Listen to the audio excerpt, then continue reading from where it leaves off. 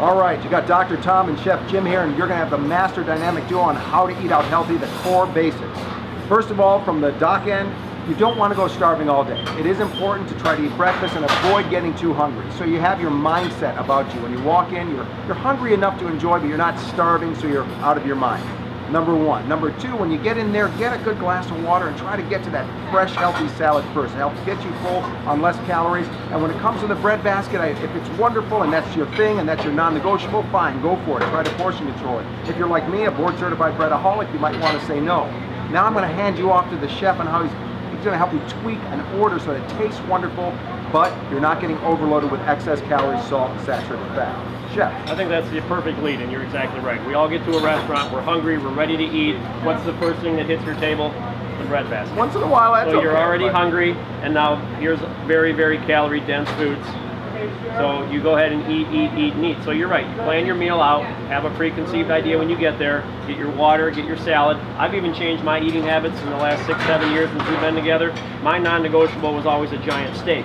It used to be a 12-ounce, 14-ounce steak. Now I've negotiated down to a 6-ounce steak. I still get the same feeling, the same love, the same satisfaction, but by starting with salads and fruits and vegetables and things before the meal, I've been able to shrink my protein. So you said you get right into the salad. So the thing with the salad is, you know, your salads come out to the table. You know, here's a regular salad. You say, okay, I'm gonna have my dressing on the side.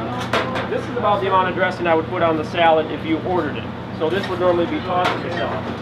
What people don't realize, when you order dressing on the side, look at how much dressing normally comes on the side. Triple the amount.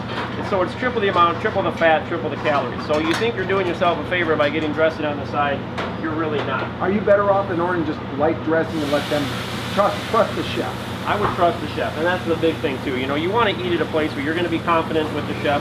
You know, just back on salads too, like you said, and everything's about high water content, fruits and vegetables. So here we're doing a kale salad, and we think, oh, kale, it's rough. You know, we don't love the flavor of it, but we've got some fresh fruits, some dried fruits, some roasted butternut squash in here, a little bit of almond in here. You know, and again, a non-negotiable with just a little bit of crumbled ricotta cheese, but the right amount. Right. So you can see a huge amount of greens here, high water content, fruits and vegetables, and then just a small amount of dressing.